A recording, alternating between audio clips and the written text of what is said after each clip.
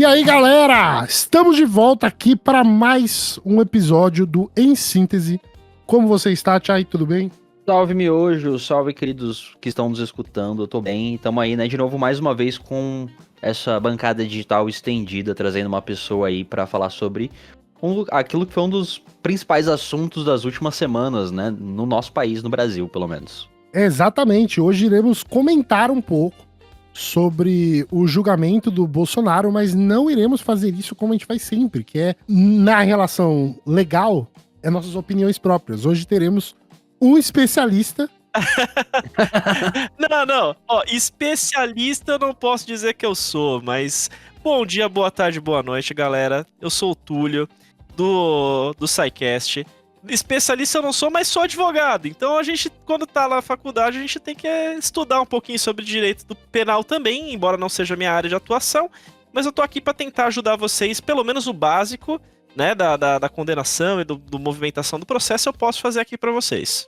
E o Túlio, quanto advogado, né, não só, mas também como divulgador científico, ele trabalha por vários anos dentro da área do direito e ele se dispôs a estar aqui com a gente. Ele escreve vários artigos interessantes e um de que ele tem orgulho de falar, e ele coloca até nos seus cards sobre isso, é o artigo que ele escreveu no portal Deviante, chamado Autista Filha e Autista Pai, que é um texto que ele tem orgulho. Eu já li esse texto, é muito bom. Falando nisso, vamos deixar aqui o Deviante marcado nesse episódio para vocês ir lá conhecer, porque tem muito conteúdo bacana e eu acho que vale a pena divulgar, né? Divulgação científica. Vale a pena. Ele também é um podcaster. De domingo ele também faz uma roda à noite de conversa, não é verdade, Tu? Vamos lá. O Deviante, né, que é o portal de divulgação científica, eu comecei neles já faz alguns anos. Tô lá com o pessoal, é uma galera muito legal. Escrevo textos, né, como você comentou, esse daí é que eu tenho mais orgulho, que eu escrevi depois que eu recebi o meu diagnóstico de autismo, né, por conta da minha filha, né. Minha filha recebeu dela, eu fui lá fazer o meu. Eu convido quem puder ler, porque foi muito bom, foi uma coisa que melhorou muito a minha vida. Mas assim, eu falo de direito e falo sobre neurodivergências. Eu tomei esse assunto como um assunto, digamos assim, da espiritual pra mim aí, pra eu poder tocar esses casos. E de domingo à noite eu faço parte do pessoal do Hangout da Groselha, onde a gente fala um monte de besterol, faz piada, comenta a notícia da semana também, mas mais pra ser good vibes, porque é todo domingo à noite pra gente poder dar risada e terminar o final de semana e começar bem a semana com um sorriso no rosto. E, inclusive vou chamar a galera aqui, hein? Eu vou mandar a gravação aqui, né? Quando for publicado, mandar um link, que eu espero que o pessoal Deviante vem aqui comentar e assistir nossa gravação de hoje, tanto do Deviante quanto do pessoal lá da Groselha. Perfeito. Então, vamos já cair de cabeça nesse assunto, porque eu acho que esse tema, embora já comentado aqui, na exaustão, junto com o Chay, é um assunto super importante na nossa história, né? Eu vou dar essa introdução pra gente meio que setar aqui aonde a gente tá historicamente, antes do legalmente. Desde a nossa proclamação da República, né, até a nossa proclamação da República foram golpes militares, né? Então o Brasil, ele tem uma história muito forte de que se as coisas não estão funcionando bem para algum espectro econômico ou político, algum grupo da sociedade, os militares aparecem e dão golpe, né?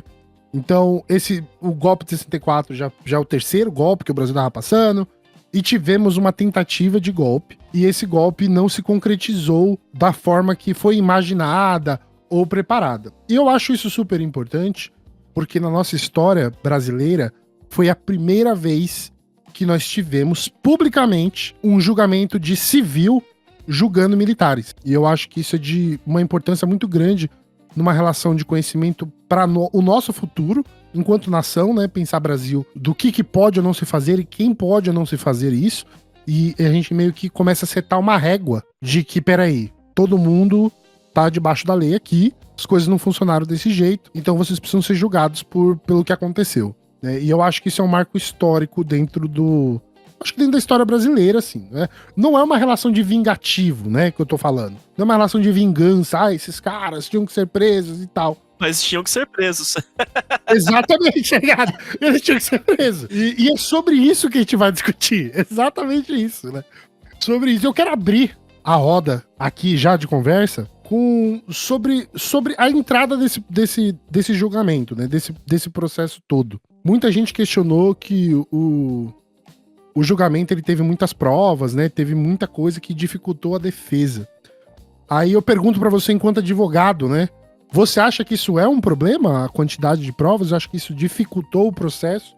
Ou isso foi um esquema tático e político das defesas por si só pra pressionar a opinião pública? Deixa eu só acrescentar um adendo a essa pergunta, que é: você acha que não ter um índice atrapalha? Que foi essa reclamação do advogado, né, durante a defesa. Na prática, não existe essa história de índice, sabe? Num processo judicial não se faz índices. Não é como se você tiver... Assim, o processo judicial ele não é entregue mastigado para os advogados. Ele é entregue, sim, tem que ter um mínimo de organização, mas ela não é algo assim super mega mastigadinho, né? Então, essa exigência é uma exigência que não existe na lei processual e não existe na prática jurídica normal. O processo, para quem nunca viu um processo na vida, ele vai sendo adicionado coisas nele de acordo com os fatos forem acontecendo e foram sendo produzidas novas informações, né?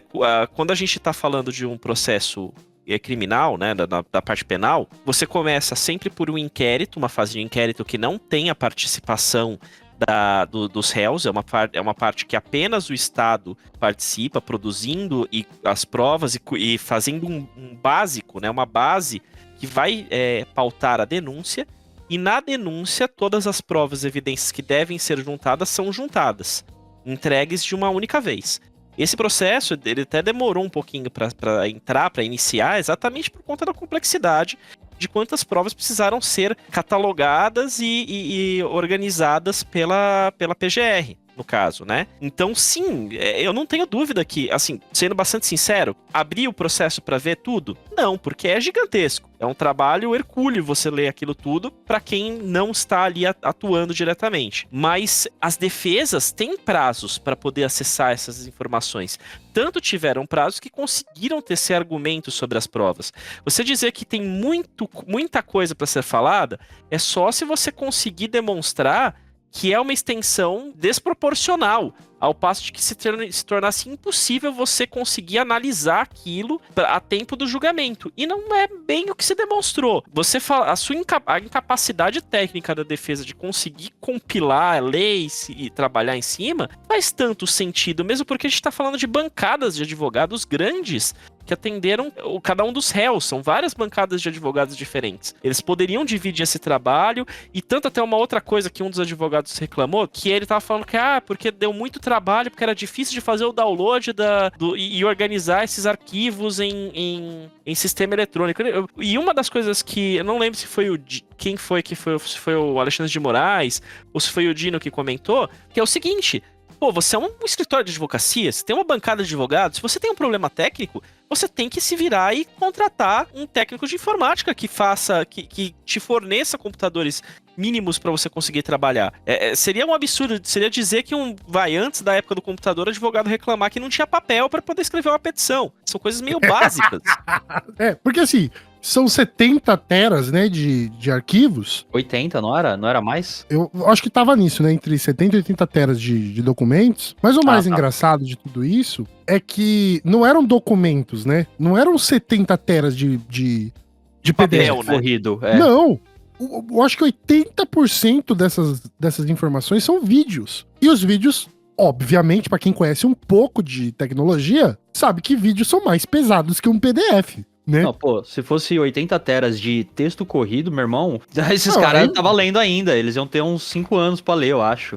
Muitas das provas eram provas visuais, né? Exato. E assim, foi bem o que você falou. Quais eram as provas que mais embasaram a questão? As provas das câmeras de segurança dos atos de janeiro, de 8 de janeiro.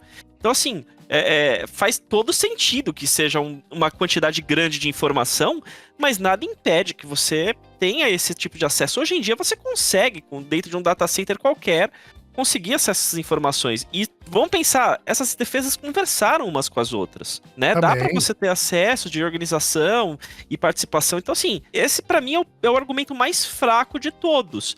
E é engraçadíssimo, né? Porque tivemos o voto do Fux, né? Não há provas, mas são muitas provas. Então, assim, é ridículo. Beiro ridículo. O tsunami de dados. né? Tipo, eu falei assim, cara, você demorou 13 horas pra falar isso, tá ligado? Como assim? Não entendi, sabe? Porque, nossa, a gente vai falar sobre o Fux aqui, com calma.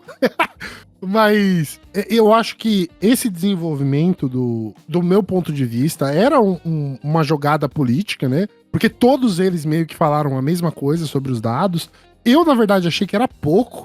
70 teras eu achei que era pouco, de verdade. Não tô falando assim de maldade. Por causa justamente para essa análise que a gente tá fazendo, que são vídeos, né? Tem muitas câmeras que filmaram aquilo. Teve os vídeos nas redes sociais de centenas de pessoas que foram absorvidas. Agora, documentos, não tinha essa complexibilidade toda. Você pode até ter um ou outro documento mais pesado, porque às vezes você tem PDF com imagem, né? Exato. Você pode ter coisa que vai ficar mais pesado e tudo, Eu mesmo trabalho com isso, né, fazendo documentos, eu sei quantas vezes pesa documento, e tem métodos de juntada e extração de documentos, eu não sei como é que ficou o arquivamento desses documentos lá no STF, mas nem todo processo eletrônico, mesmo o processo sendo eletrônico, nem todo processo você consegue juntar arquivos que não sejam por texto. E mesmo que você consiga, está previsto na lei, no Código de Processo, falando que em alguns casos pode ser inviável você juntar todos esses documentos em as mídias dentro dos sistemas eletrônicos. Nessas situações, você tem mídias físicas que você pode entregar. Então você pode entregar um pendrive, um DVD, ou até mesmo um HD externo, alguma coisa assim, né? Em situações como desse caso, desse processo, eu não sei, mas me parece razoável que talvez exista mídias físicas disponíveis. Se não tivesse, eles poderiam ter pedido isso, que fosse disponibilizado mídias físicas para poder ser entregue também. E eu não vi nenhuma discussão nesse sentido. Ninguém falou sobre isso. Isso daí eu concordo com você plenamente. Não existiu um pedido de outra forma de entregar isso, né? Eu lembro que até, se eu não me engano, o Alexandre de Moraes falou isso, alguém falou isso. Que ele falou assim, não, a gente ainda fez o favor de subir tudo isso pra vocês terem acesso online. Antigamente isso daí nem existia, né? Vocês iam ter que pegar as mídias físicas pra entregar e tal. E o acesso era fácil, de acordo com o Alexandre de Moraes, né, falando sobre isso, que o acesso foi facilitado para ter acesso a essas provas num banco de dados online. Você podia ir lá, pegar os negócios, baixar e ler. Ah, mas meu computador não aguenta. Então, aí volta aquilo que você falou, né? Não é um advogado trabalhando sozinho. É um escritório de advocacia. Pô, se seu computador não aguenta, né? Pô, fecha a porta então, amigo. Porque puta que pariu, né? Não, e ganhando, tipo, 3 milhões, né, pra fazer a defesa. E digo mais ainda, tá? O que o Alexandre de Moraes falou sobre acesso facilitado, eu tô presumindo aí, porque esse detalhe eu não me recordo, tá? Se foi ele mesmo que disse. A questão do acesso antigamente, tá? Vou falar assim, o que eu passei já, de quanta quantidade de volumes de processos que eu já carreguei nas costas, e literalmente, igual burro de carga. Para você poder ter acesso a um processo judicial, todo ele era papel. Papel mesmo, físico ali, né? E aí o que acontecia? Às vezes tinha processos que tinham, sei lá, 20, 40, 50 volumes. E o que você tinha que fazer? Você tinha que ir até o fórum e pegar os 50 volumes e levar com você. Eu jamais me esquecerei da dor nas costas que eu tive de fazer isso, sabe? Como quando estagiário. De quantidade de papel que eu carregava pra cima e pra baixo, indo pro fórum, levando pro escritório e depois voltando. E esse acesso ao processo, ele era dificultado por quê? Porque cada parte tinha que pegar o processo e ela tinha um prazo que ela podia ficar com o processo na mão. E o processo demorava mais para andar exatamente porque ele ficava inacessível para todos os outros. Entende? Então, até por conta disso, a contagem de prazos antigamente no Código de Processo Civil, normalmente, que é o base, né? O Código de Processo Civil baseia todos os outros processos, né? Com algumas exceções que são específicas de cada uma das leis específicas da Justiça. Então, existe o Código de Processo Penal, mas o Código de Processo Civil é usado como base mesmo para o processo penal. Os prazos eles eram contados em dobro quando você tinha mais de um réu, eles tinham uma suspensão de prazos nessas situações onde os autos ficavam indisponíveis, né? Então tinha várias formas de ser feito. Hoje em dia, exatamente porque ficou mais facilitado por meio do sistema eletrônico, e a não ser que você tenha uma indisponibilidade desse sistema comprovada, que os próprios tribunais emitem certidão de quando o sistema fica um determinado tempo sem funcionar, e que aumenta o prazo da parte, caso o sistema não funcione. A não ser que você tenha uma situação como essa, os prazos são simples para todas as partes, exatamente porque é só acessar de quem quiser, na hora que quiser. Se eu quiser aqui 1h da manhã, ixi, já fiz isso várias vezes, 1h da manhã eu acesso o sistema do tribunal e preparo minha manifestação. Mas, ó, deixa eu fazer uma pergunta, acho que talvez até mais pessoal pra você. Quando você viu esse processo acontecendo, né? Tudo bem, teve todo a demora de... Não demora, né? Mas o tempo que foi levado pra poder consolidar a denúncia. E essa denúncia é feita e começa esse julgamento que aconteceu recentemente. Você, enquanto advogado, olhando pra todo esse processo, você enxerga que poderia ser feito diferente? Ou os ritos que foram cumpridos fazem sentido? Aí eu vou ter que falar no limite do meu Exato, preparo sim. dentro dessa questão, tá? Como eu não sou alguém que trabalha na prática criminal, tô no meu dia a dia ali, né? Eu não sei te dizer detalhes sobre os ritos. Me pareceu que tudo estava correndo direitinho. Até porque, se não tivesse, né? Se a gente tiver problemas técnicos e formais no andamento do processo, prejudica o processo. Prejudica muito. Eu vou pegar um exemplo de uma questão aqui, eu vou do outro espectro político, né? Lava Jato. Quando tava correndo a Lava Jato, eu lembrei que, assim, muitas pessoas até me criticaram muito naquela época, né? Porque o lavajatismo, ele entrou muito forte no Brasil em todos os espectros políticos, né? Não eram só pessoas de direita que estavam ali a favor do lavajatismo, né? Foi um fenômeno forte no Brasil. E naquela época, eu lembro que eu falava para as pessoas que, assim, tinham ritos processuais que não estavam sendo observados, tinham intromissões e atuações no caso, o Sérgio Moro estava agindo como parte, conversas entre o Sérgio Moro e a acusação que não faziam sentido, né? Várias outras situações que eu falava já na época, eu falava assim, isso daqui vai dar nulidade, isso aqui vai anular o processo, né? Das pessoas, e eu tava falando assim, e eu não tô nem aqui discutindo se os criminosos que passaram pelo processo da Lava Jato, se eles eram pessoas que estavam culpadas ou não. Não tô nem discutindo isso. Tô discutindo que, assim, naquela época, aquilo lá foi tudo atropelado. A gente teve um julgamento que teve uma base muito política, teve uma vontade política para que os acusados fossem condenados. E eu falava, gente, essa galera toda vai sair. Quando isso daí bater no STF ou no STJ, né? A depender da matéria, porque tem uma diferença, tá? Depois eu posso até explicar mais ou menos isso, mas na hora que bater nos tribunais superiores, isso daí vai ser declarado a nulidade e o processo vai se perder. E aí o problema é que nos processos penais pode acontecer a prescrição da pena. E aconteceu prescrição da pena de vários dos acusados ali. Aí vamos explicar. Eu falei uns palavrão aqui, deixa eu explicar. Para os tribunais superiores, existem limites do que você pode mandar para eles de recurso. O STF julga, eu tô falando em fase de recurso, tá? Não é o caso do julgamento do Bolsonaro, porque o julgamento do Bolsonaro, nesse caso, né, e dos atos golpistas, ele foi com foro privilegiado, tá? E aí eu já explico a diferença. Mas quando você tem uma situação como essa, onde você tem um juiz de primeira instância, o juiz de primeira instância julga, você tem acesso ao recurso que vai para o Tribunal de Justiça, que vai discutir amplamente o processo, ou seja, se discute tudo novamente. Uma vez decidido no Tribunal de Justiça, é formado um acórdão que é julgado, a depender do caso, mas normalmente, em regra, por uma turma de 3 desembargadores. Esse acórdão, ele pode ser alvo de 2 tipos de recurso básicos, né? Que podem ir para o STJ, Superior Tribunal de Justiça, ou para o STF, que é o Supremo Tribunal Federal. Pro STJ, só se discute violação de lei federal. Lei federal, ponto. Mais nada. Não é lei estadual, não é lei municipal, não é decreto, não é alguma coisa de regulamentar.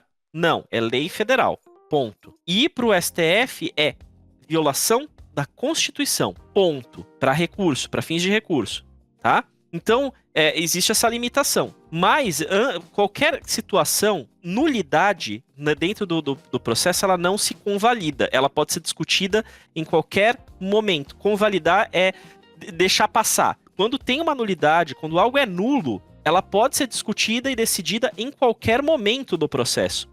em qualquer instância, mesmo na última instância, que foi o que aconteceu nos processos da Lava Jato. Se discutiu ali, por exemplo, a nulidade por suspeição do Sérgio Moro. O Sérgio Moro foi declarado suspeito, porque ele tinha vários interesses pessoais e políticos envolvidos, e todos os julgamentos dele com relação ao Lula caíram, tudo que ele tinha se julgado. E aí também afetou-se a produção das provas que aconteceram sob o mando dele naquele período. As provas que foram produzidas por um juiz nulo por métodos anuláveis também não pode mais ser utilizada.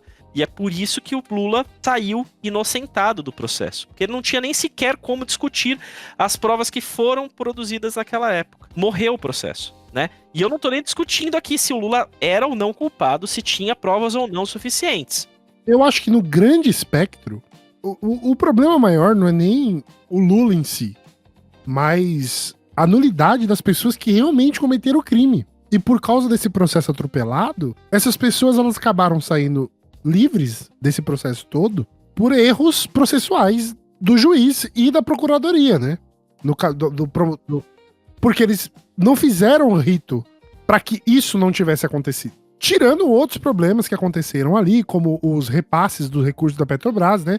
Que eles criaram uma empresa nos Estados Unidos e aí eles pegavam o dinheiro para eles para fazer uma investigação como se fosse uma força-tarefa judicial no Brasil, que era uma problemática gigantesca isso também, né? Tá rolando um processo ainda. Eu acho que, se eu não me engano, em 2023, 2024, eu lembro que eles estavam investigando ele o Moro, né? Por uma relação caótica do que foi acontecido naquela situação. Tem matérias falando sobre processos dentro do sistema da Justiça do Paraná, que até hoje eles são restritos, né? Eles têm uma marcação de restrição muito alta e ninguém consegue ver o que aconteceu nesses processos. Se eu não me engano, eu posso estar falando besteira e eu precisaria trazer as fontes aqui, depois eu pesquiso, eu coloco aqui embaixo, de que a Lava Jato era estudada no mundo, né? Sim. Justamente pelo motivo de como não se fazer o processo dessa forma. E não só isso, pelo desmonte da indústria também que foi feito, né? Também. Da construção civil por causa desse processo todo. E foi muito diferente essa questão dos atos golpistas, porque a gente teve aí um negócio que ficou muito mais às claras, né?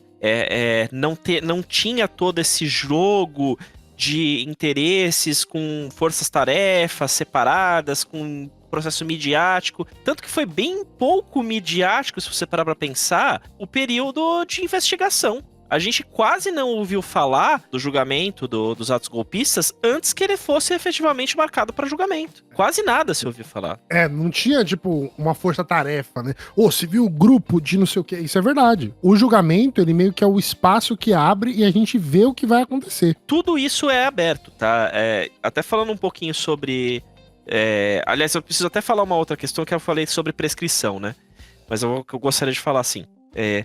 Mas todo o processo, ele, em regra, ele é público. Ele era acessável pelas partes. Tanto que você via que, assim, acontecia alguma coisa no processo, saía uma notícia na mídia. Olha, teve aqui abriu-se um prazo, abriu-se a manifestação aqui, Bolsonaro se manifestou, não se manifestou, né? De cada uma das teses de defesa. Então a gente tinha isso na mídia, porque era público. Quase tudo era público. O que é que não é público? O que é que pode ser objeto de segredo de justiça no caso do processo penal? Qualquer coisa que precisa ser mantida em segredo para poder proteger ou o direito de alguém, né? Por exemplo, de proteger o direito de uma vítima. A gente vê isso muito em casos de crime sexual. Então essas situações não são públicas, ou com coisas que precisam ser preservadas para a efetividade da pena ou da investigação. Então essas situações elas não são públicas. Podem seguir, mas elas vão seguir de forma sigilosa, mas as partes sempre vão ter acesso. O advogado da parte nomeado no processo tem acesso amplo e restrito. Até, inclusive, lembrando, né? Quando a gente estava naquela época do período da Lava Jato e tudo, a força-tarefa da Lava Jato divulgou o documento sigiloso, né, de processo. Não sei se vocês lembram disso. Teve os vazamentos. Não, sim. O que eles fizeram de propósito, né? Pra cair na mídia, pra mudar a opinião pública. Pra Globo, né? Pode crer. Isso aí é crime.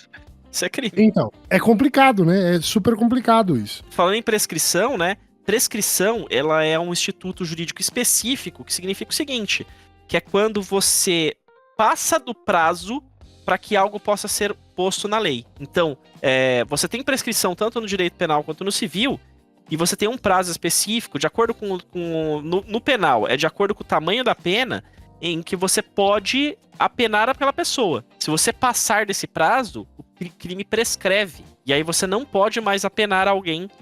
Você pode ter certeza que o cara é culpado, mas passou o prazo. Então, aconteceu em alguns casos da Lava Jato para crimes menores, principalmente, né? Aí eu fico pensando assim, agora daqui pra frente, né, ele foi julgado e já receberam a sentença, esse primeiro grupo golpista, né? Uhum.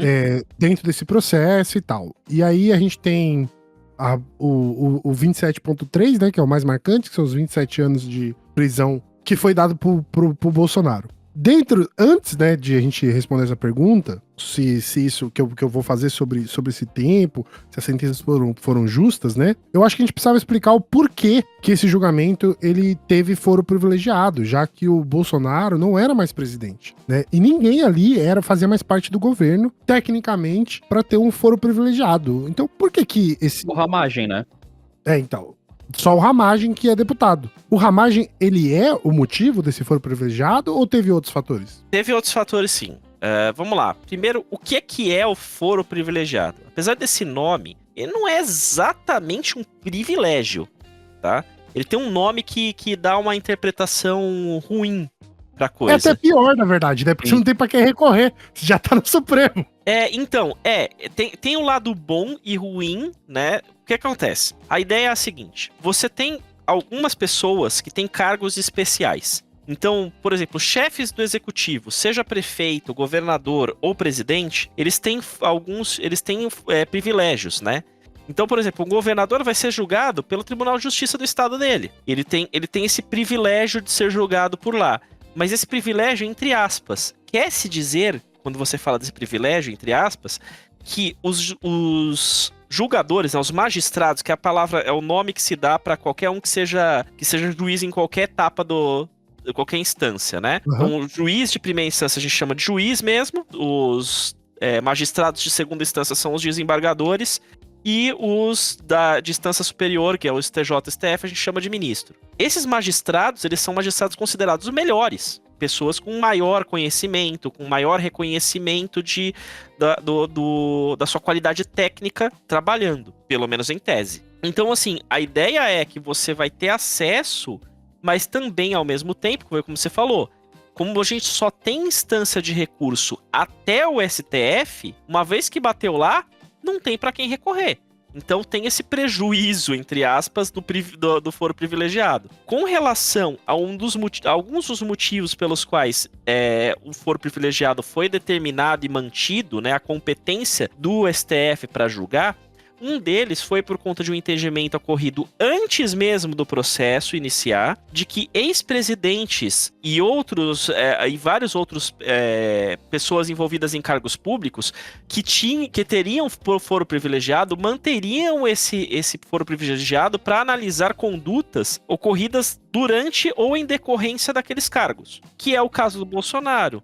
Ele era presidente e está sendo julgado pelo que aconteceu enquanto ele era presidente. E também por atos depois, mas uma vez que a gente tá juntando atos que também durante o momento em que ele era presidente, né, ainda presidente, então faz sentido que isso seja agrupado. Obviamente, a narrativa da defesa, e aí eu não vou nem culpar, porque isso aí é técnica de trabalho de advogado, não tá errado fazer isso, né? Uhum. A narrativa da defesa olha, eu vou usar o que é melhor pro meu cliente. O que é melhor pro meu cliente? Reclamar de que o foro privilegiado não deveria ser aplicado, eu quero mandar para um juiz de primeira instância para enrolar o máximo possível no processo e o Bolsonaro não ser apenado agora. Porque aí ele ia ser julgado na primeira instância, e aí ele ia dar tempo do recurso, exatamente. E ainda tinha aquela questão, né, que vamos ser realistas, né? Se você pega um juiz que tá tendenciosamente, politicamente, tomando uma decisão inocenta, aí você vai ter que, a Procuradoria Geral vai ter que recorrer sobre isso, né? E aí você só estende o processo por 5 anos. Por aí, sabe? Então, assim, no caso, você não tem a dúvida, eles recorreram de tudo que eles puderam durante o processo para atrasar ele o máximo possível. Você não tem a dúvida que o interesse dos advogados seria atrasar o processo. Eles iam querer forçar o máximo possível para o processo atrasar. Então, assim, e não tá errado. Olha, agora, tô com medo de tomar pedrada, tá?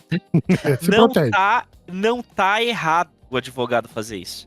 Inclusive, até um pouco daquele show midiático, aquela bobeirismo que eles falam, que você vê alguns advogados até meio teatrais nas suas manifestações ali, isso meio que faz parte, porque você tá ali, ele tá tentando provocar emoções, inclusive até no próprio PGR, né? No Procurador-Geral da República, pro Procurador-Geral da República demonstrar uma falta de equilíbrio ali naquela hora. E nessas horas a gente tem que lembrar que por mais que nós somos profissionais e formados técnicos para poder trabalhar no direito, nós somos seres humanos. Então, provocar sensações também faz parte do jogo. Nessa situação, dentro do direito penal. Para quem nunca foi ver, eu recomendo que, assim, se vocês quiserem, os julgamentos do Tribunal do Júri são públicos na maior parte dos casos. E você pode ir num fórum e assistir. Eu já fui, né? É porque faculdade, a gente também participa disso. E é um pouco teatral a coisa mesmo. Isso meio que faz parte, entendeu? Não é tanto assim, igual a gente vê, não é um filme hollywoodiano, mas tem um pouco dessa estratégia que é daquela provocada, que é buscar sensibilizar as pessoas, principalmente quando a gente está falando de um tribunal do júri, é mais importante ainda, porque no tribunal do júri, o júri é importantíssimo. Se o júri, quem define se a pessoa vai ser condenada ou não, é o júri. Então você tem que brincar com esses sentimentos do júri para que a pessoa, na hora de votar pela condenação ou pela absolvição, ela esteja motivada, com as paixões motivadas dentro daquilo que o advogado ou o procurador, o promotor quiser que ela faça. Então, meio que faz parte. Não tá muito fora. Levando em consideração, a defesa tá no direito dela, né? De usar todo o recurso disponível pra fazer a defesa do seu como é que fala? Do seu cliente. Do seu cliente, né? A gente que tá vendo de fora vai ter uma perspectiva diferente disso e vai falar, pô, essa pataquada toda aí é necessária? Mas da perspectiva dele sim, né? E é parte do jogo isso. Necessário não é, né? Mas assim, faz parte do jogo. E é engraçado, assim, normalmente as pessoas falam, você tá defendendo bandido e tal, não sei o quê. Mas se a gente não defender o bandido, o que a gente vai fazer? Queimar em praça pública? O direito meio que presume que a gente esteja ali realmente defendendo o bandido. Faz parte do pacto social e do devido processo legal a pessoa ter amplo acesso à defesa. E esse amplo acesso pode vir por meios que podem parecer um pouco eles podem ser imorais, mas antiéticos eles não são. Porque eles podem ser contrários à moralidade geral da população. Mas ele está dentro da ética e do jogo para a defesa jurídica ali. Túlio, a gente estava falando agora sobre a defesa, né? E dentre os votos dos ministros, a gente teve um voto sonante, né? Que foi quase que uma defesa também, né? Que foi o voto do ministro Luiz Fux ministro, Luiz Foda-se. Eu adoro esse vídeo. Olha o nome dele, cara. É Luiz Foda-se. Luiz Foda-se. O que você tem a dizer sobre o voto do ministro Luiz Foda-se? Eu acho uma vergonha. Eu vou falar, eu acho uma vergonha. Assim, você pode até fazer um voto contrário. Tecnicamente falando, isso não tem nada de errado. Mas o voto dele é carregado de vários contrassensos em alguns momentos. E tem, como a gente estava brincando mais cedo, né? Falando. Horas ele reclamou que tinha muitas provas, horas ele falou que não tinha prova nenhuma. Ele determinou que fosse condenado Mauro Cid, mas inocentou o Bolsonaro, que é risível, até que o próprio Dino fez uma cutucada nele, né? E a própria extensão do voto e a leitura do voto, da tal qual ele o fez, foi ofensivo. Porque assim, quando você vai em qualquer julgamento de qualquer processo, de qualquer recurso, em qualquer lugar no país. Normalmente, sim, você pode até fazer uma leitura mais extensa do seu voto, tal qual os outros ministros o fizeram, mas não precisa ler página por página. E ele fez questão de fazê-lo. E isso ele fez de uma forma exatamente para cansar e para servir de base, para servir de corte de rede social, para servir de base para aquilo, para mandar recado para os Estados Unidos. Aquilo foi uma vergonha. Porque também os ministros, alguns deles, estão sendo sancionados pela lei Magnitsky, né? Como o Alexandre de Moraes. Isso, assim, a meu ver, você pode discordar dos seus pares. Eu vou pegar aqui um exemplo, tá? Na minha vida, no meu trabalho dia a dia. Eu sou advogado e eu tenho que ligar para advogados das partes contrárias com muita frequência. Então, quando eu entro em contato com o advogado da parte contrária, eu tenho que lembrar, eu tenho que sempre ter em mente que ele é um profissional, um colega de profissão, alguém com qual, se não fosse o fato de nós estarmos eventualmente ali disputando um processo judicial, ele poderia ser um amigo que eu ia chamar para ir pro bar para tomar uma cervejinha. Poderia ser um cara que se formou comigo, que eu vou querer ter um papo, às vezes negocial, querer discutir com ele alguma tese jurídica. Existe um respeito que a gente espera dessas pessoas dentro do ambiente profissional, assim como qualquer outra pessoa. Chay, você falou que você é jornalista. Como jornalista, eu tenho certeza que você teria um respeito pelos seus pares, por exemplo, digamos assim, você está fazendo uma matéria de rua e estão ali disputando para fazer perguntas para alguém, fazendo uma entrevista para alguém, você vai respeitar que os seus pares que estão junto também tenham espaço para poder conseguir fazer suas próprias perguntas. Por mais que vocês estejam disputando juntos por aquela atenção. E o mesmo vale para todas as profissões. Existe uma ética razoável ali dentro. E o que o Fux fez foi uma ofensa. Ele quis ofender, ele quis minorizar a inteligência dos pares que estavam ali ao redor dele pelo meio que ele o fez. Ah, mas ele não falou nada demais, ele só estava ali sustentando o voto dele. A gente sabe que tem coisas que também são na entrelinha. Obviamente que ele não vai chegar, vai subir na tribuna e vai apontar o dedo na cara do Xandão e vai xingar ele de filho de não sei o quê. Mas ele não vai fazer isso. Mas foi ofensivo da forma com que ele fez, as leituras que ele fez, que ele ficou lendo, questões como, por exemplo, quando você faz um voto, normalmente você precisa fundamentá-lo. Então você vai colocar referências a julgamentos anteriores, você vai fazer referências a teses escritas por grandes doutrinadores, livros de pensadores do direito que são considerados importantes.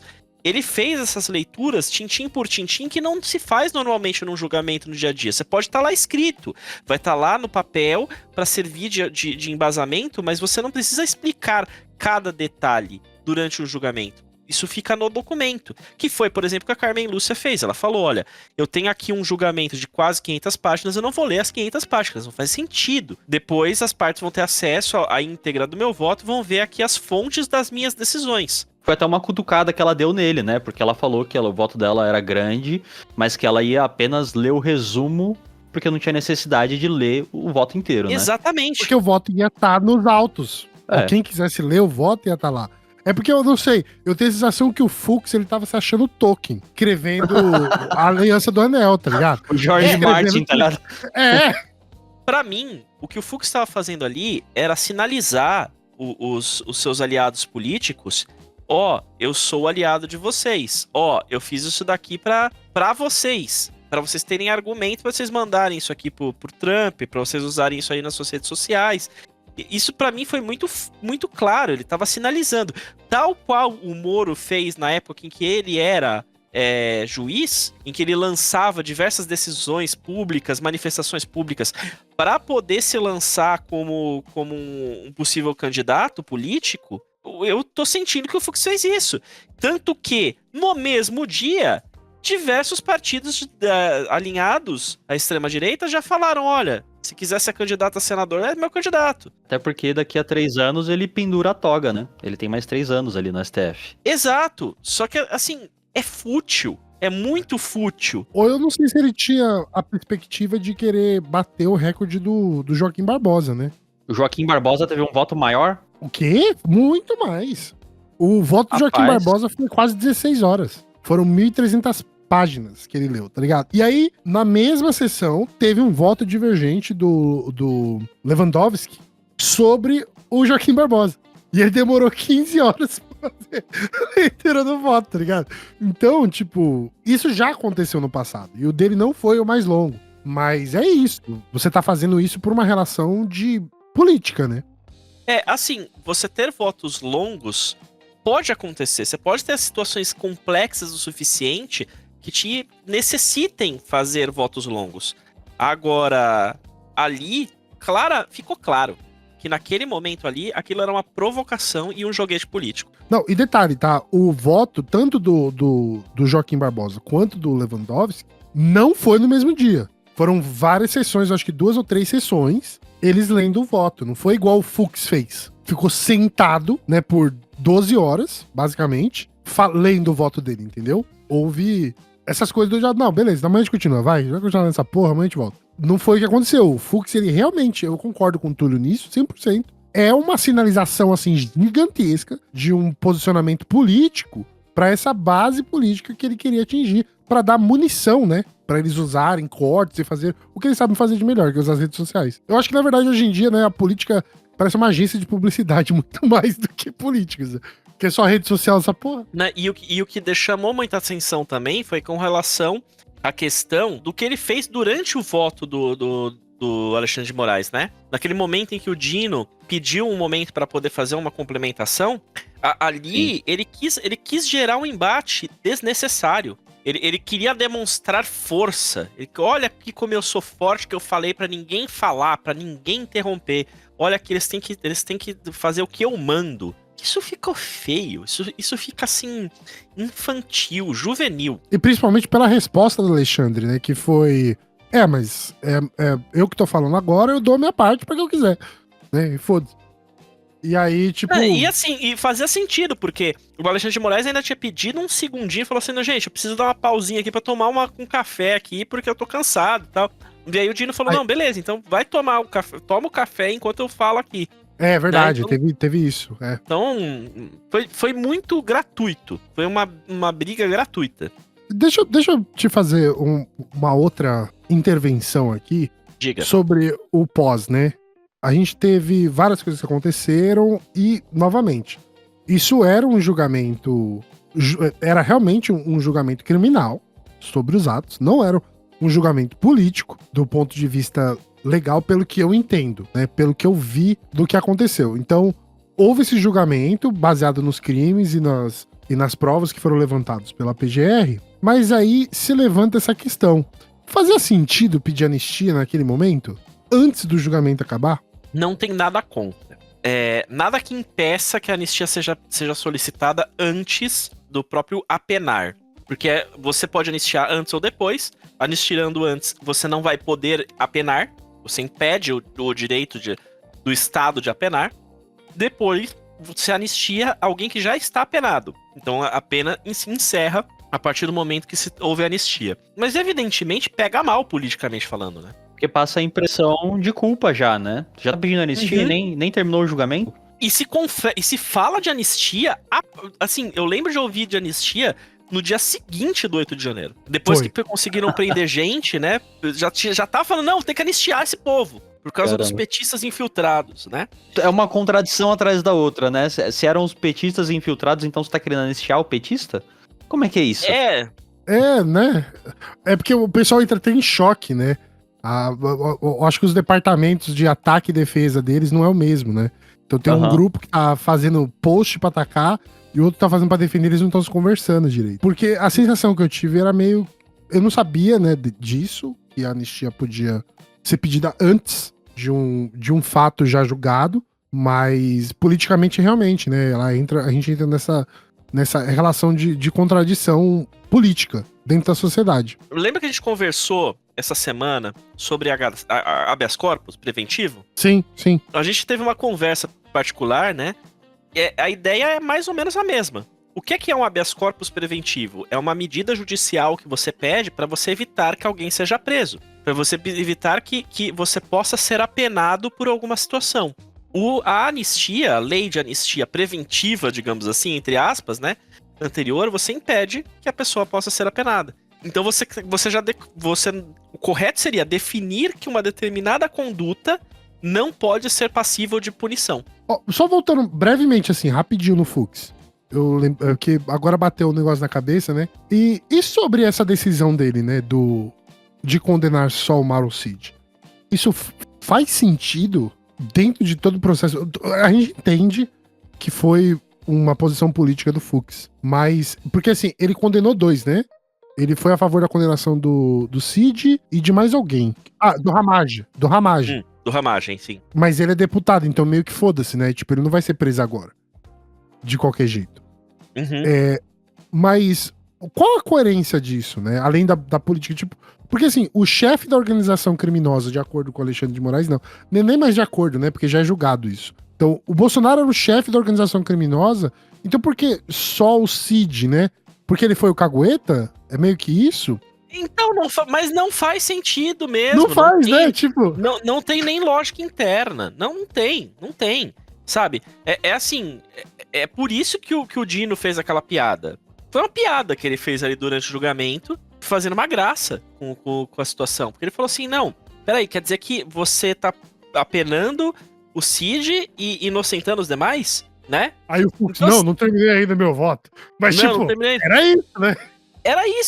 Era isso, mas assim, não faz sentido lógico. Principalmente quando você tá falando dos tipos criminais que você tá falando. Quer dizer, você tá falando de organização criminosa, você tá falando de crimes que dependem de uma estrutura, né? Dependem de um grupo de pessoas, uma organização. Assim, abolição violenta do Estado Democrático, golpe de Estado, dano qualificado é o menor de todos aí. A gente tá falando, assim, de outros crimes que você tem provas que abrangem fatos e estruturados de diversos indivíduos. E fica muito incoerente você falar que... Porque, assim, uma parte do julgamento do Fux foi: não temos provas pra isso. Aí a gente já fez essa brincadeira aqui no episódio, né? Mas temos muitas provas. Mas não temos provas.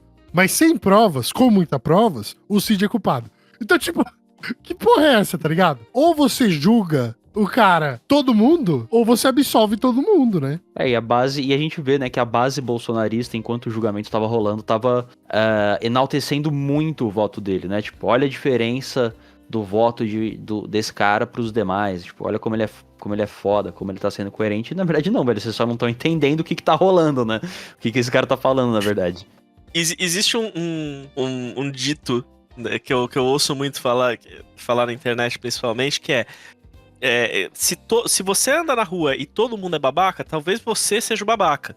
E eu acho que é a mesma situação do que tá acontecendo. Se você vê um único voto completamente divergente e que não casa com nada que tá sendo dito, talvez esse voto não esteja correto. Não é porque você tem...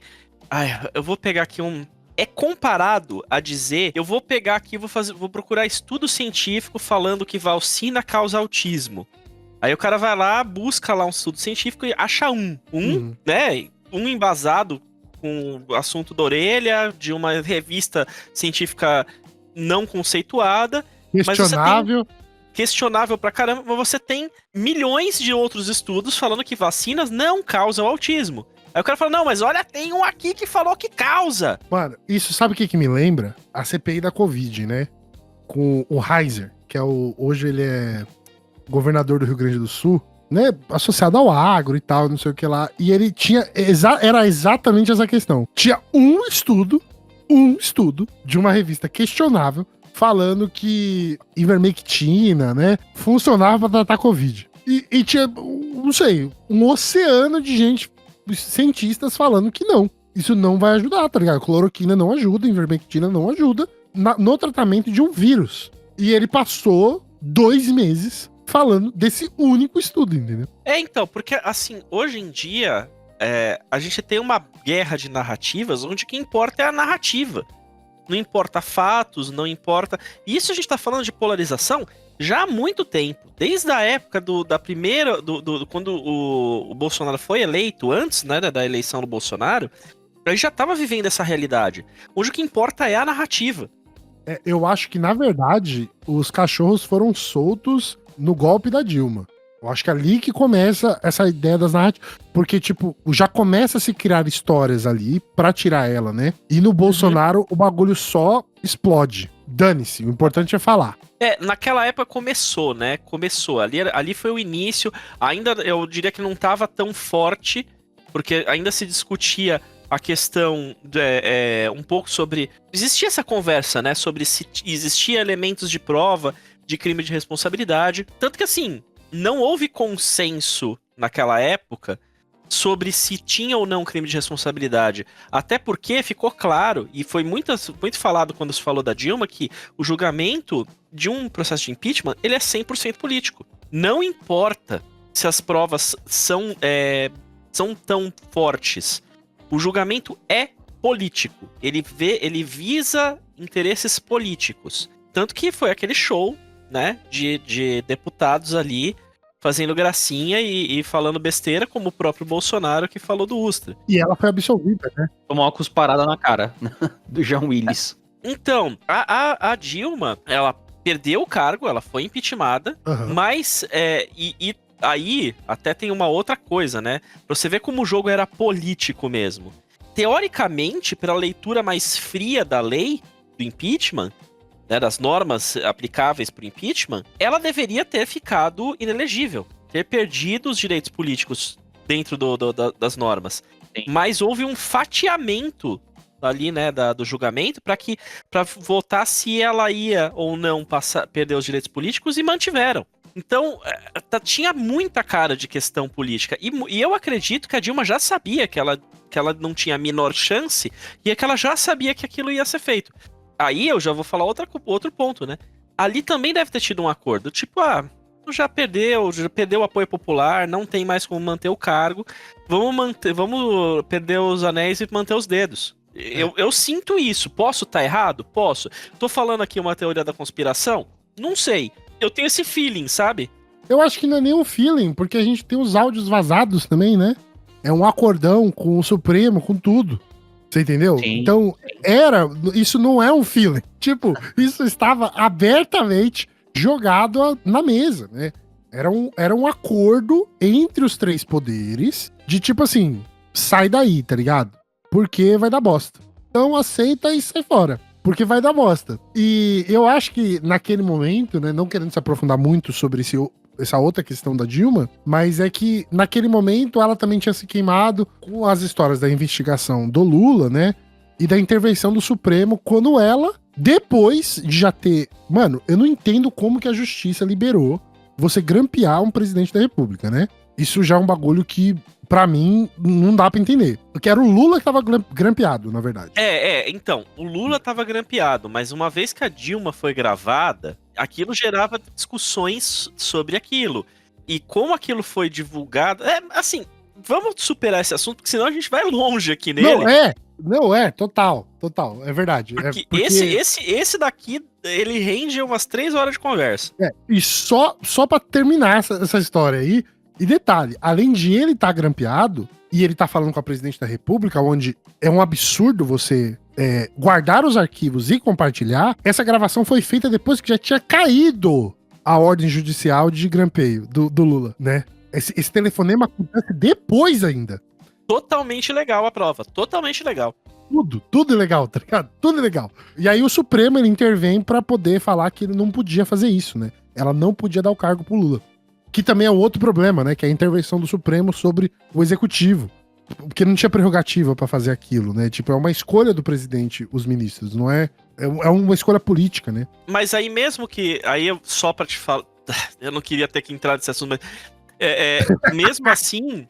Aí a gente pode dizer por que aquele ato administrativo estava sendo feito. E aí, se a motivação do ato administrativo está viciada, você pode ter alguma situação como essa. E naquela gravação, por mais que tenha sido uma prova ilegal, ela trazia um vício. De que a escolha era uma escolha de blindagem. Era uma escolha de blindagem. Então, assim, não poderia servir... Eu até cheguei a comentar na época sobre isso. Aquilo não poderia servir como prova de condenação da Dilma ou do Lula por nada. Porque era uma prova ilegal, e prova ilegal não pode basear processo penal. Mas ela gerava uma clara informação pública de que qualquer ato administrativo de nomeação do Lula como ministro naquela época seria um ato completamente para tolher a possibilidade da aplicação da lei. Da lei Exato. penal, no caso. Então, assim, independente de dizer se a prisão era ilegal, e eu concordo que era, mas era um ato, digamos assim, era um ato totalmente viciado. Ele não tinha como interesse os fundamentos dos atos públicos, os atos da administração pública, que tem princípios próprios que têm que ser regidos. Então ali foi um erro foi um erro estratégico do grupo do governo da época, que mandou mal pra caramba. Tentaram ajudar e prejudicaram. Túlio, acho que já pra gente ir se encaminhando pra uma parte final, vamos falar sobre as multas e penas que foram dadas e a questão da dosimetria, né? O que você tem a dizer sobre isso? Você acha que a pena ela foi muito branda, ela foi alta demais? E a multa também, né? Você acha que o valor ali... Teve até uma discussão entre Alexandre de Moraes e Flávio Dino, que pediu pra aumentar. Uma piadinha, né? Tipo assim, ele tem dinheiro, pô, aumenta essa multa aí. Vamos dobrar. Vamos lá que eu vou tentar explicar pegando um exemplo, tá? E eu acho que... eu não acho que as penas foram nem tão severas, nem tão leves. Talvez um pouco severas, poderia se discutir sobre isso? Talvez, tá? Mas eu não acho que tenha sido o caso, tá? E eu vou explicar pra você. 27 anos, né? 27 anos acabou a vida dele, basicamente. Só foram vários crimes também, né? Então, assim... Também, sim. Não é pouca coisa. Você não apena uma pessoa por causa porque ele vai estar velho. Não, você apena a pessoa pelo crime que ela cometeu. Então, assim, se ele cometeu muitos crimes, será apenado por muitas coisas. E é o caso. Então, assim, vamos lá. Eu vou pegar aqui, para vocês poderem entender, dosimetria de pena, tá? Que é o nome que se dá para quando você calcula, né, quanto que vai ser a pena de um crime. A gente tem 3 etapas importantes em qualquer dosimetria da pena, que tá nos artigos 59 a 76 do Código Penal. Se quem quiser abrir e ler, é um pouquinho chato, porque tá cheio de juridiquês e tecnicidade, mas dá para pegar mais ou menos uma ideia. Então, eu vou ler alguns artigos, e aí porque eu acho que é importante a gente poder entender. São 3 as etapas para você poder apenar alguém. Primeiro, você vai pegar o crime e você vai estabelecer qual será a pena base. Como você faz isso? Se vocês lerem qualquer crime, tá? Qualquer crime, ele vai ter, primeiro, a descrição da conduta e depois vai ter a pena. Isso é o padrão que a gente tem na nossa legislação. Então, por exemplo, o crime de golpe de Estado, que está no artigo 359-M do Código Penal, que inclusive isso eu acho genial, né? Eu acho divertidíssimo, que é um crime criado pelo Bolsonaro e do qual ele mesmo foi preso. Desculpa, isso pra mim é engraçadíssimo, né? Ele tava prevendo o futuro, mano. Ele só queria facilitar. Isso pra mim é absolutamente engraçadíssimo, de verdade. E sabe o que é a grande parada? Só rapidinho, só um parênteses aqui, porque isso é o mesmo processo que o Trump tá fazendo nos Estados Unidos, né? Que é você criar uma legislação pra barrar a oposição. Mas no caso do Bolsonaro, porque o Trump fez tá fazendo a mesma coisa lá agora, nesse exato momento, né? Eles estão colocando a Antifa como grupo terrorista, movimentos de esquerda como movimentos terroristas, para que ele possa, né, ter controle sobre o que acontece. O Bolsonaro fez essa lei pensando nisso, de que se tivesse ataques contra o governo dele, porque ele realmente acreditava que ia se reeleger, ele podia usar isso a favor, entendeu? Mas, né, a ironia do destino, e aí volta a Dilma de novo falando que a história iria cobrar isso, e a cobrança ia ser amarga. Então... no caso do Bolsonaro, ele é bem diferente do caso do Trump, e até obrigado por esse parênteses, porque eu acho que é um parênteses legal da gente falar, porque quando o Bolsonaro... Na verdade, obviamente, né, a lei não era dele, né, porque isso daí foi do Legislativo, ele só sancionou, né, não lembro nem quem foi que redigiu o projeto de lei, mas a gente teve aí participação dos deputados que eram da base do governo Bolsonaro na época. E o Bolsonaro sancionou. Porque o Bolsonaro, ele inclusive, até um outro ponto, né? A direita, ela absorveu quase que exclusivamente a pauta da segurança pública e da segurança institucional, depois de toda a discussão do lavajatismo. A esquerda demorou para poder entrar nessa pauta. E até por isso que eu acho que a direita e a extrema-direita teve tanta força nesse assunto. A esquerda precisa retomar essa pauta e retomar com força, para que ela possa... eu até achei interessante quando eu estive nos protestos, né, da blindagem, lá na Paulista. Dia 21, sim. No dia 21 agora de setembro. E eu achei muito legal que eu tava ouvindo algumas pessoas ali, né, que no caso do PT, né, que eu encontrei um pessoal do PT lá, que teve um pessoal que tava protestando, gritando contra os policiais. E aí o próprio pessoal do PT falou, pô, gente, não é legal, porque nem todo policial é um cara ruim. Uhum. Tem muito policial que tá aí, tá fazendo o seu trabalho, né? Não acho correto a gente fazer esse tipo de agressão contrária a todos os policiais como um todo. E eu acho que esse é o ponto, porque senão você também gera um revanchismo, né? E acaba gerando esse problema.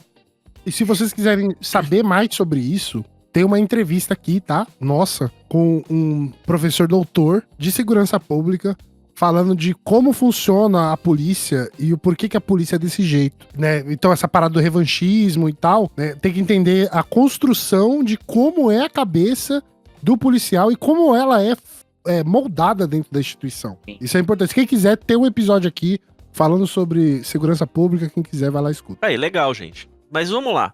Voltando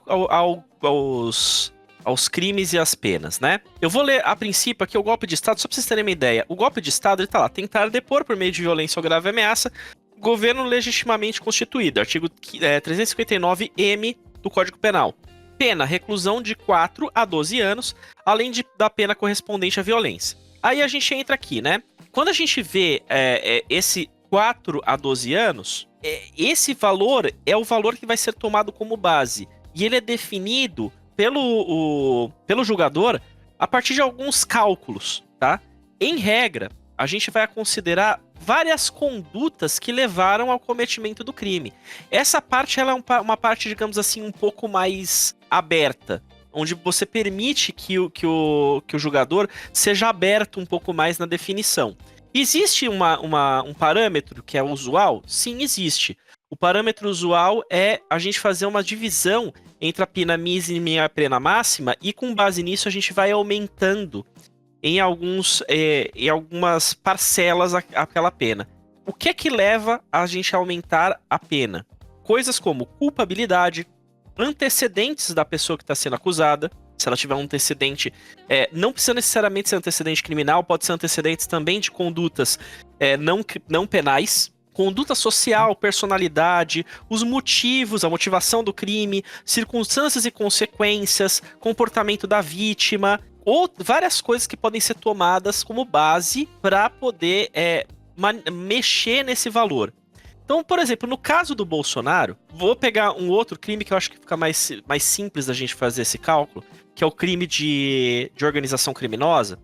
Ele foi apenado, a pena desse caso era de 3 a 8 anos e multa. A pena base pela qual foi definida pelo Alexandre de Moraes foi de 5 anos e 6 meses, mais ou menos no meio do caminho, entre 3 e 8 anos. Ele considerou que as condutas do Bolsonaro, a posição, o comportamento, a relevância social, entre outras coisas, permitiam fazer um aumento de não aplicar a pena mínima de 3 anos, e sim começar a calcular a partir desse período de 5 anos e 6 meses.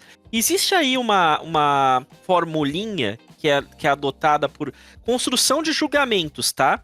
É uma formulinha que você faz. Você subtrai o período do máximo pelo mínimo, conta a quantidade de dias, depois você multiplica por cada uma das condições consideradas ali no julgamento. Que é explicado isso aí do acórdão do Alexandre de Moraes, com certeza vai estar lá constando tintim por tintim, tá? Mas é mais ou menos isso. Seria assim, olha, esse crime aqui teve determinadas condições, hoje eu não vou aplicar a pena mínima porque a gente vai começar aqui mais ou menos no meio. Dito isso, essa é a primeira fase. A primeira fase da definição da pena, que é a definição da pena base. Depois disso, você tem os cálculos daquilo que a gente considera que são as circunstâncias agravantes e atenuantes, e por fim, as causas de aumento e diminuição de pena.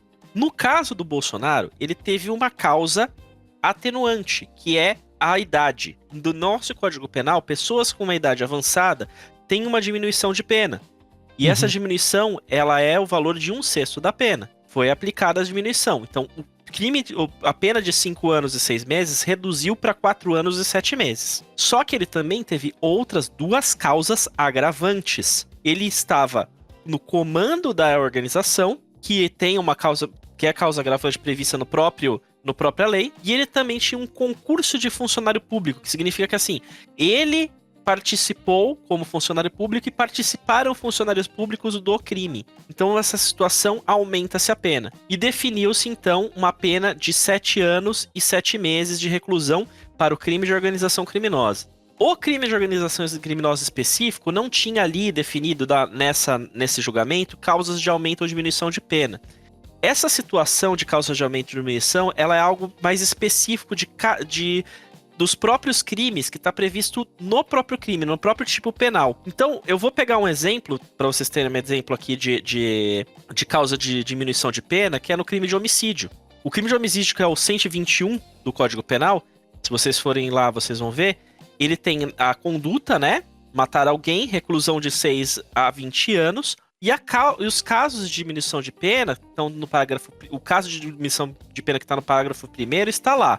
Se o agente comete crime impelido por motivo de relevante valor social ou moral, ou sob domínio de violenta emoção, logo em seguida à injusta provocação da vítima, o juiz pode reduzir a pena de 1/6 a 1/3. Então, aqui, essas causas de diminuição ou aumento de pena, elas normalmente são previstas no próprio crime, nas condutas específicas que podem ter alguma situação. Como você tem, no próprio homicídio, você tem aumento de pena, e em alguns casos, como homicídio culposo, onde você tem a condição de uma inobservância de uma regra técnica que está no parágrafo 4º do mesmo artigo, do 121. Então, essas situações, elas também podem vir a ser calculadas.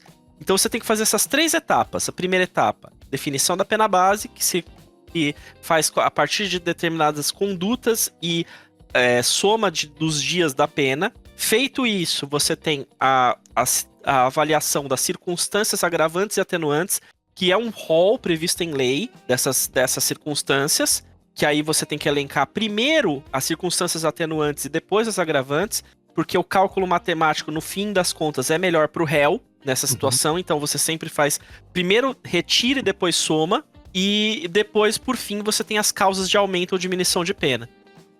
Olhando aqui, né, os crimes e as penas para cada um desses casos, né, então vocês veem, organização criminosa, qual que era a pena máxima prevista em lei? 8 anos. Qual que é a pena que o Bolsonaro, a pena base que o Bolsonaro recebeu? 5 anos e 6 meses.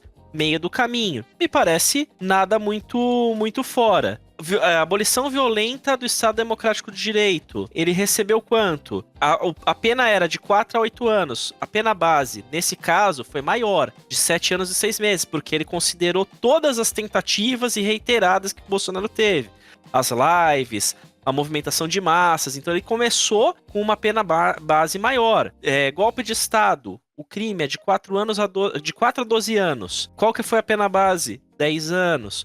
Então, assim, sinceramente, não achei. Ele tá dentro dos parâmetros legais. Você pode discutir a justiça disso, né? Se você disser que a gente pode falar que o Alexandre de Moraes e os seus pares, né, que depois definiram essas penas, pesaram a mão na caneta. Mas dizer que eles estão fora da justiça, daquilo que está previsto em lei, da justiça técnica, não. Todas as penas foram técnicas. Você pode falar se eles deram pouco ou mais, mas eles estavam dentro de uma resposta técnica. Eles não extrapolaram e nem reduziram fora do que era previsto dentro do que já tem de arcabouço de pena, né? Exatamente. Isso é super importante, porque também é algo que eu acho que tem que ser levado, né, em consideração, justamente pelo fato de posteriormente criticarem, né, a pena ou o julgamento por esses problemas, né? De que, mas a pena foi muito alta, comparado com o que já aconteceu antes e não sei o quê. E na verdade não é assim, né? Houve realmente uma análise sobre o que seria dado de pena pra eles, né? E como ela foi aplicada, exatamente como você falou, até os atenuantes de idade avançada, que alguns dos réus não tinham. E tanto o Bolsonaro quanto o Garnier Heleno. tinham, né? O O Heleno, Heleno isso. também. O Heleno tava até dormindo lá no julgamento. Tipo, mas é isso, né? Sobre o julgamento inteiro, acho que o comentário que o Lula fez na ONU essa semana resume bem a história, né? Que eles tiveram todo o direito à ampla defesa, né? O julgamento, ele aconteceu de uma forma, assim, honesta, vamos dizer. Eu tenho que só discordar nesse ponto de falar por que eles tiveram ampla defesa foi necessariamente honesta, porque é o mesmo argumento que a gente poderia falar da Dilma. A Dilma teve acesso à ampla defesa, mas não foi necessariamente honesta. Entendi. Entendeu? Não tô dizendo que não foi honesto o julgamento do Bolsonaro. Eu acho que foi. Eu acho que o uso da palavra honesta foi um equívoco da minha parte. Pela falta de um termo melhor na hora. Eu acho assim, não foi impedida a defesa de se manifestar, de apresentar recursos. Ninguém atrapalhou que a defesa pudesse trabalhar. Tudo que a defesa poderia fazer para poder evitar a condenação ou conseguir uma condenação mais branda foi permitido que a defesa o fizesse. Agora, isso não quer dizer que eles convenceram os jogadores. Esse é o ponto. Um ponto que eu acho que é interessante comentar é a questão do crime de abolição violenta e o crime de golpe de Estado, né? Porque eles estavam querendo confundir as duas condutas, né? Pra não ter que aplicar duas penas. E eu acho que o Alexandre de Moraes falou super, mega bem sobre isso, né? Quando ele foi fazer a leitura do voto dele. São condutas diversas porque a tentativa de abolição violenta do Estado Democrático de Direito, ela pode acontecer pelo próprio poder constituído contra os outros poderes. Como foi o Bolsonaro em subir num palanque no 7 de setembro e falar que o executivo não iria cumprir as decisões do judiciário. Isso é uma tentativa de abolir o Estado Democrático de Direito, de impedir que o Estado Democrático de Direito funcione. Que uma das regras do Estado Democrático é os três poderes e o respeito aos três poderes e aos pesos os freios e contrapesos. Então, é muito interessante falar isso, porque isso não tem nada a ver com tentar matar o Lula e impedir que ele tome posse. São duas coisas completamente diferentes, duas condutas diferentes. Concordo 100% com isso. Sim, total. Então, assim, são condutas diferentes, crimes diferentes, com objetivos diferentes. E eles estão tentando juntar, né, isso, aí é a Casa Legislativa. E eu acho que ficou muito claro pra mim que as condutas são diferentes.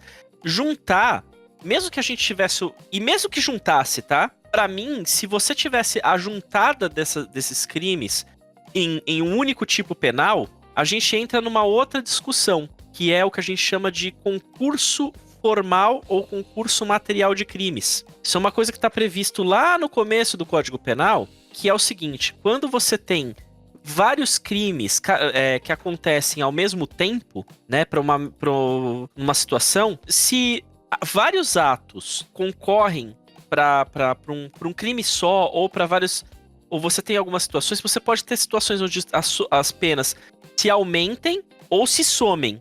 Então, o concurso material, nesse caso específico, mesmo que se juntem as penas num único tipo penal, eu acredito que aí a gente estaria falando de concurso material, que é mais de uma ação ou omissão se praticou mais de um crime, praticou mais de uma vez o crime.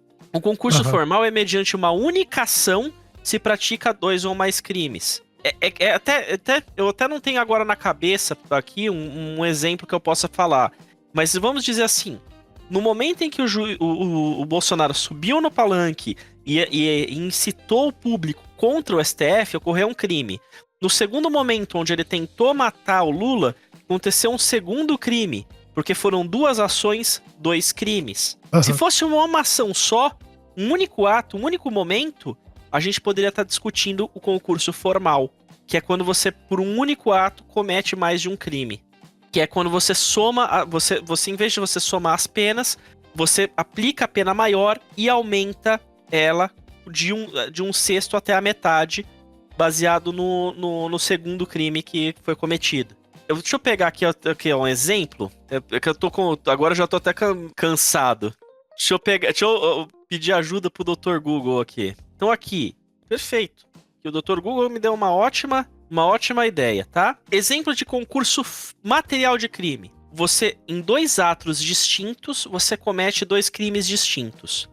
Num dia, você rouba uma casa. No dia seguinte, você volta e agride o morador. São 2 atos distintos, 2 crimes diferentes. Concurso formal. Uma única conduta, você comete 2 crimes. Puxei a minha arma e atirei. Matei a pessoa de trás e a pessoa da frente feria de trás.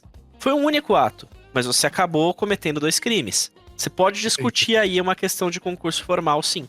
Interessantíssimo. Ou você atropela várias pessoas num único momento, né? A conduta é única, mas você cometeu vários crimes, mas como a conduta é única, você a pena pelo crime maior e você aumenta a pena.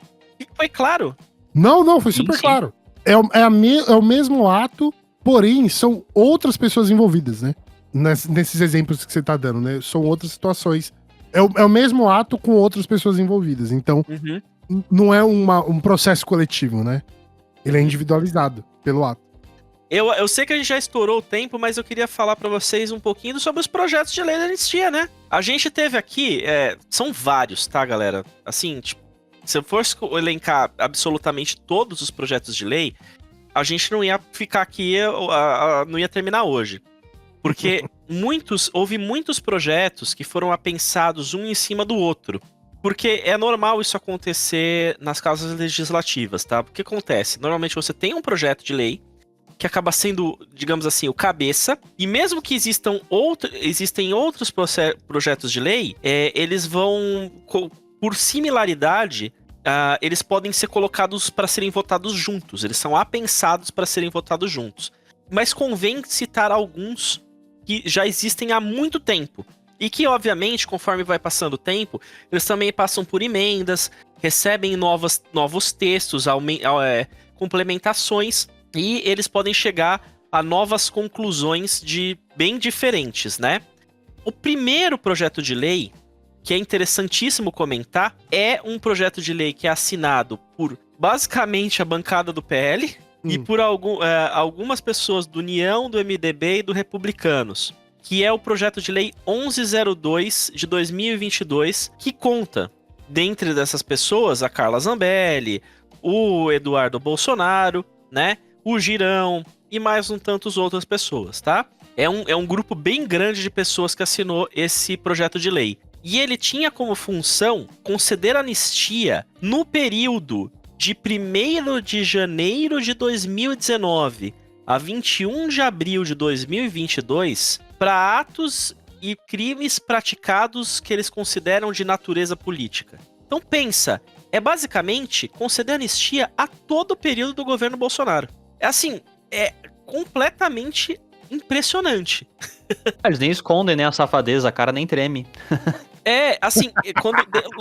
Esse projeto foi apresentado em maio de 2022, ou seja, alguns meses depois que a gente teve o 8 de janeiro, para poder tentar buscar um jeito, né, de fugida de qualquer pena nesse período. Então, assim, é absurdo. E outros projetos seguiram-se desse, né?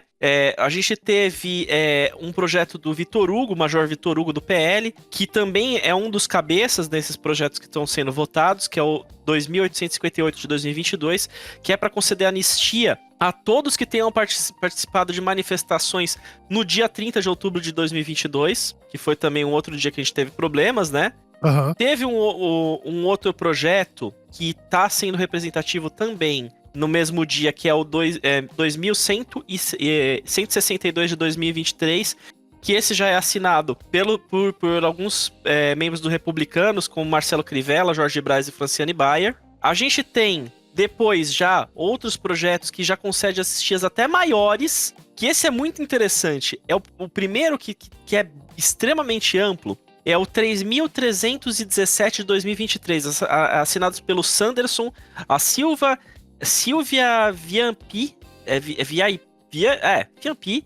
e Sargento Gonçalves do PL, entre outros membros, né? Que concede anistia aos condenados por ilícitos civis eleitorais ou declarados inelegíveis no período de 2 de outubro de 2016 até a data em vigor da lei. Ou seja, abrindo uma porteira gigantesca para poder retirar qualquer tipo de inelegibilidade.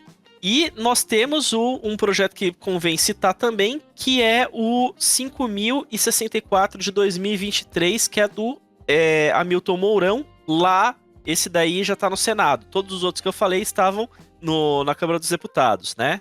São vários projetos de anistia. Agora, um deles, eu só não sei te dizer qual desses daí que tá esse texto específico, essa emenda que foi colocada. Mas é interessante citar que um deles coloca o seguinte, que concederia anistia desde 14 de março de 2019 para qualquer manifestação verbal ou escrita de qualquer ofensa e qualquer outra questão, ou seja, inclusive fake news.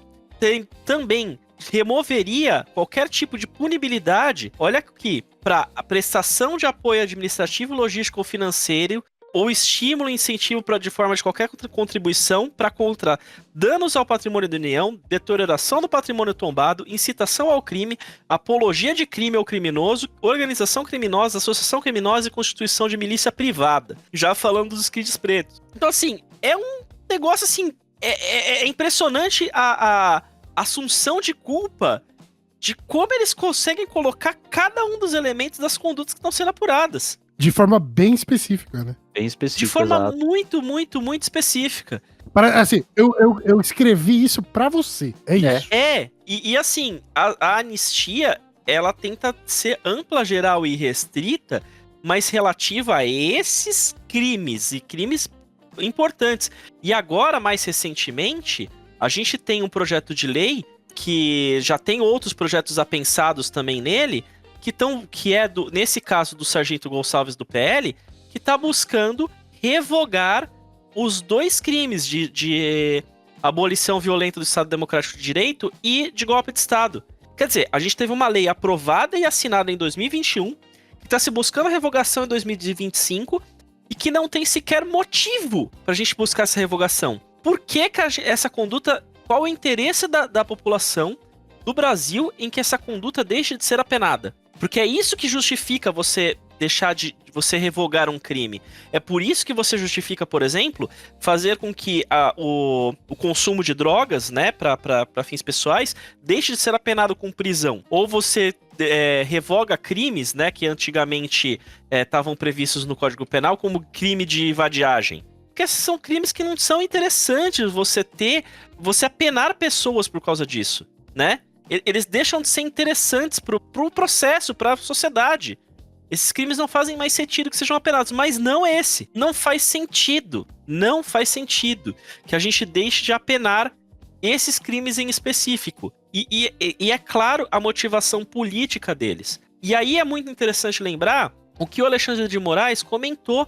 E ele já antecipou o entendimento jurídico dele quando ele estava lá falando, no finalzinho dos votos dele, falar o seguinte: qualquer lei de anistia ou tentativa de revogação desses crimes nesse momento é inconstitucional. Ele não atinge os interesses legais para poder se fazer uma anistia ou se revogar uma penalidade. E quando a gente está falando dos bens jurídicos, o bem jurídico protegido, que é o Estado Democrático de Direito, e isso a gente tem que colocar em consideração, bem jurídico protegido. O que é que esses crimes, né, que o 359L e o 359M, são os que têm a maior pena, né? O que é que eles estão protegendo? Eles estão protegendo que o país, o Brasil, continue existindo. Mesmo que a gente tenha a falar igual, né, os políticos ultimamente estão falando vamos falar de dosimetria, não vamos falar de anistia. Uhum. Mesmo que a gente reduza a pena desses crimes, não faz sentido reduzirmos essas penas,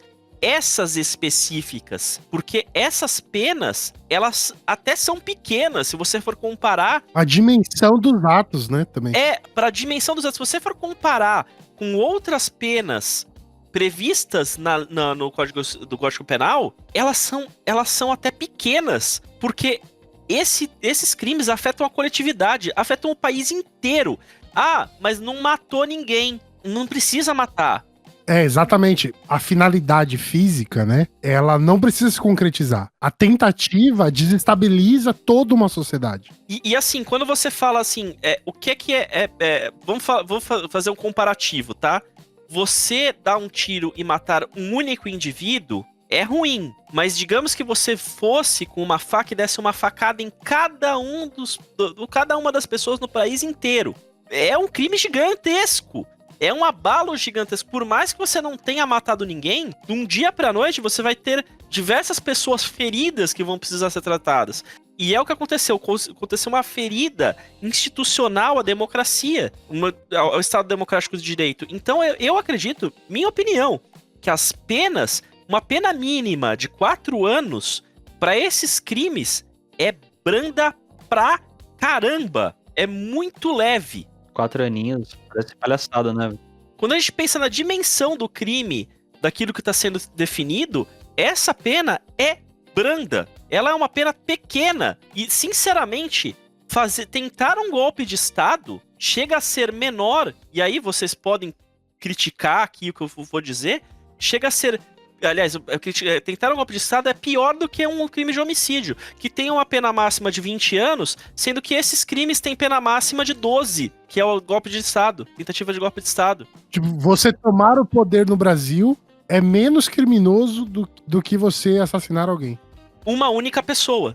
E eu não tô tirando aqui o fato de que é um absurdo. Não é um demérito de uma causa ou outra, Uhum. mas é assim, é a ação contra uma pessoa, ela tem uma punição maior do que a ação contra 200 milhões. Exato. É pequena, é branda demais. Pra mim, se projeto de lei de dosimetria deveria existir, seria pra aumentar as penas. Então, não faz sentido. E eu acho ótimo que o Alexandre de Moraes, nesse caso aqui, eu vou falar, ele deu um recado interessante. Pode ser até que seja, até um pouco, a gente pode discutir a ética disso. Pode, porque talvez ele tá antecipando o julgado, antecipando entendimento de algo que nem era objeto ali do julgamento. Mas, ao mesmo tempo, é um recado que a sociedade precisa ouvir. Que isso é uma coisa errada. Tentar anistiar ou tentar reduzir a pena não vai fazer o menor sentido dentro do nosso sistema jurídico. Nós já temos uma pena branda para esses crimes. E desculpa um pouquinho, agora eu gastei um pouquinho aqui da minha paixão aqui. É isso. É sobre isso, somos apaixonados aqui. Túlio, muito obrigado pela sua presença. Eu acho que, do seu ponto de vista técnico, você deu uma elucidada, assim, de termos e noções jurídicas que não tínhamos, e eu acho que esse debate é super importante pra gente poder pensar não só a justiça, né, mas também a política que é feita através da justiça. Porque a justiça, ela não está fora da política, né? Os atos de justiça também são decisões políticas dentro de uma sociedade. Tudo bem que elas não agem de formas iguais, mas elas são influenciadas por si só, né? Muito obrigado pela essa presença aqui. Quero agradecer de verdade a sua disposição, o seu tempo aqui para esse episódio maravilhoso que estivemos aqui. E, por favor, divulgue de novo como as pessoas podem te encontrar, aonde elas podem consumir o seu conteúdo, o que você está fazendo para que elas conheçam um pouco mais sobre o seu trabalho. Novamente, eu estou no portal Deviante, deviante.com.br. É Deviante com E no final, tá? deviante.com.br. Cuidado para não colocar deviante.com, porque senão vai para um site safadinho. ele apareceu depois, tá? Em nossa defesa, esse site foi criado depois. Mas deviante.com.br é o trabalho, não é só meu, ele é um trabalho coletivo de um grupo maravilhoso de pessoas. Eu sou apaixonado por esse projeto. Dentro do projeto, nós temos o nosso carro-chefe, que é o nosso podcast, que é o SciCast, de divulgação científica para todas as ciências, todas as áreas do conhecimento. Nós temos pessoal de história, de biologia, geografia, matemática, física, tem o pessoal, assim, de tudo que é humanas, exatas e biológicas a gente vai ter lá. Tem outros podcasts que são do nosso guarda-chuva, que é o Fronteiras no Tempo, que fala bastante sobre história. Tem o Bate-Papo, que é o Missangas. Tem o RP Guaxa, o Marcelo Guaxinim, que algumas pessoas devem conhecer, que é podcast de RPG, que ele narra sessões de RPG. Nós temos um projeto muito legal que a gente está tentando fazer agora, que é o Brasil Vai para o Espaço, que é uma telenovela do que aconteceria se o Brasil tivesse um programa espacial grande. Então, pessoal, o Deviante é um projeto gigante. Lá vocês podem encontrar textos meus ou podcasts meus que eu gravo com o pessoal. E também tem tantas pessoas lá dentro. Eu não vou nomear ninguém porque seria sacanagem com o resto da equipe, que o pessoal, todo mundo é maravilhoso, tá? Vocês me encontram também todo domingo à noite no Hangout da Groselha. É muito difícil eu faltar. Lá a gente vai lá pra falar besteira, falar bobagem, falar uns palavrões e xingar o nosso dia a dia difícil, dar risada, ver uns memes. É divertido. Se vocês quiserem ir lá, todo mundo é super bem-vindo. A comunidade da Groselha também é uma comunidade super receptiva. Todo mundo se trata com respeito. Opiniões divergentes são bem-vindas também, desde que, né, ninguém falte com respeito com ninguém, pra gente poder dar risada. E se vocês quiserem entrar em contato comigo direto, me procurem, né, nas redes sociais. Eu tenho aprendido a usar, que eu não gosto muito, mas eu tenho aprendido a usar o Instagram. Então, Túlio Monegato Tonheiro, meu nome. Eu tô como Túlio M. Tonheiro no Instagram. Vocês podem me procurar lá, mandar mensagem se quiserem conversar. Tenho meu perfil no Blue Sky e nesses perfis eu tenho meu Linktree também. Caso vocês queiram conversar comigo como advogado, eu tenho lá meu contato. Eu não cobro para uma consulta simples, caso vocês precisem de alguma orientação. Eu só vou cobrar vocês caso a gente for fechar realmente um serviço, né? E eu tô aqui, mesmo que eu não possa atendê-los. Por exemplo, Túlio, tem um problema trabalhista, tem advogado para indicar. Tem um problema penal, preciso de uma advogada aí que me acompanhe na delegacia. Tem advogado para indicar. Eu tenho colegas que são pessoas que eu confio e que vão poder, que eu posso indicar para vocês, caso vocês não saibam. Puxa, não conheço nenhum advogado. Vem falar comigo que eu ajudo vocês. É isso, então. Muito obrigado novamente. Sem mais delongas, vamos despedindo de vocês. Todas essas informações vão estar aqui embaixo, tá? Na descrição desse episódio, tanto no YouTube quanto no seu agregador de podcast favorito. E nos vemos no próximo episódio. Um beijo, um cheiro. Até lá. Tchau, tchau. Valeu, galera. Obrigado, Chai. Obrigado, Miojo. Valeu, Túlio. Obrigado pela participação. E tamo junto. Até a próxima, pessoal. Falou!